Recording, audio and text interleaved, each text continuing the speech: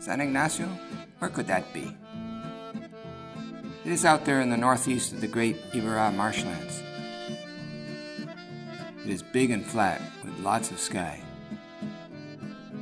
And with its enchanting beauty and its wildlife and plentiful bird life,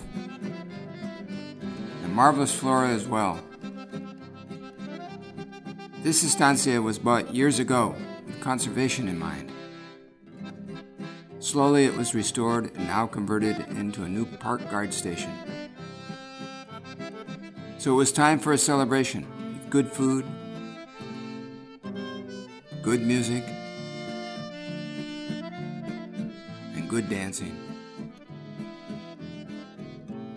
And of course, a great group of guests, more than 500 in all.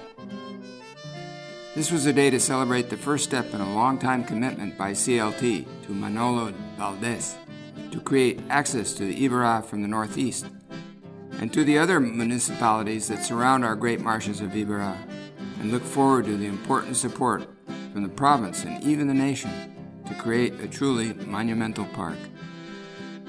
But of course, it is ultimately citizens who count the most.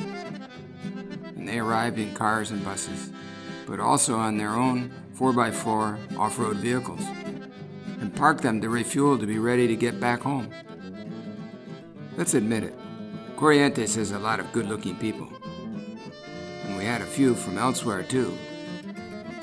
And not just the ladies, or those great-looking kids, plus those great characters in hats. The asado was wafting appetizing odors in the air, so everyone tucked into a savory barbecue. And the music began to strike up, and the musicians began to make those dancing feet start itching to move, and to produce a few adventurous ones and set the party in motion. But the real entertainment was yet to come. Once again, we had the pleasure of that great folk troupe from Concepcion, which entertained us all at El Tránsito last year. And once again, we were all fascinated and delighted by these young and good-looking folk dancers. Making their final curtain call, they left us again inspired. Young men and women proud of their heritage and culture. Then came what few had expected, a dancing play of country life, full of comedy and rural humor. And the crowd roared with laughter, showing often snippets from their own lives and the funny things that do happen in country life that gives life its color, its paradoxes, and its ironies. We all learned too that beauty comes at all ages. So let's give another great round of applause to the most creative folk group from Ituzaingó. So as the kids played on the swings and tightrope walked on the logs, smiles were seen all around, from urban friends to our country cousins.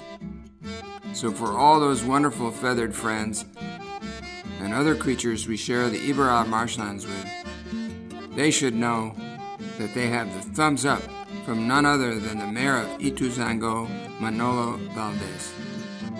And one day, all Correntinos and Argentines might have Ibarra as one of South America's most important national parks and the largest in all of Argentina.